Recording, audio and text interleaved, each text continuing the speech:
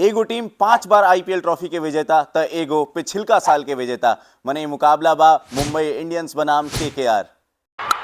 ई है रनदारी तो सबके भाएला जब रन मशीन मैदान में रहेला। माही भैया जब मैदान में आवेलन तो गेंदबाज लोग के टीडीएस काट देवेलन। सबके हुके ईद मुबारक। मुंबई इंडियंस बनाम केकेआर सोमवार के दिन जब ये दोनों टीम मैदान में उतरी त एक दूसरा के पछाड़े खाती चुनौती दी। मुंबई इंडियंस के हालत इस सीजन में लचर रहल बा काहे कि दूगो मैच खेलने बड़न जा और दोनों में हार मिलल बा। दोनों मैच में अलग अलग कप्तान, पहिल का मैच में सूर्य कुमार यादव रहन, दूसर का मैच में हार्दिक पांड्या आइलन, लेकिन तब वो जीत ना पाइल मुंबई खाती। तो वह केकेआर की टीम जब इस सीजन के शुरुआत भई रहे तब पहिल का मैच में हार मिलल, लेकिन ओकरा बाद अगिल का मैच राजस्थान रॉयल्स के हरौलन जा।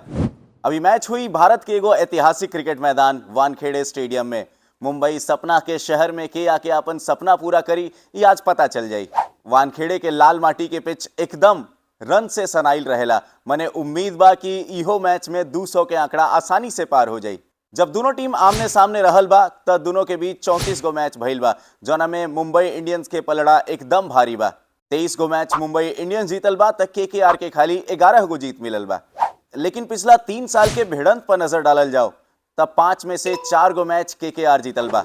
अब कौन कौन बल्लेबाज लोग भौकाली मचा सकेलन तो एक बार फिर से सबके नजर रही हिटमैन पर, रोहित शर्मा पर। अभी तक बल्ला शांत बा, लेकिन घरे के मैदान में उतरी हैं तो इनकर बल्ला गरज सकेला।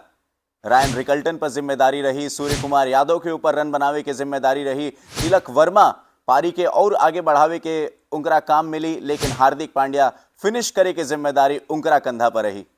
गेंदबाजी में दीपक चहर, ट्रेंट बोल्ट अनयका लइका अगर पुथुर के मौका दिल जाई तो वो कैसे कारनामा करी वो तो मैचे में पता चली।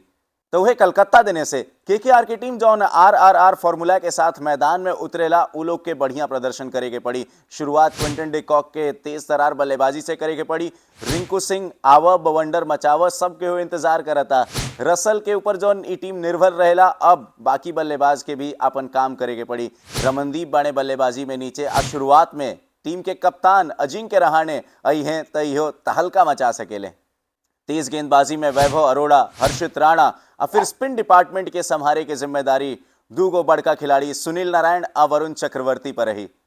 तब रउआ सब कमेंट करके बताई जा कि कौन बल्लेबाज अपना बल्लेबाजी से भौकाली मचा सकेला, वानखेड़े के मैदान में कौन गेंदबाज गिना के घिर नहीं बना सकेला।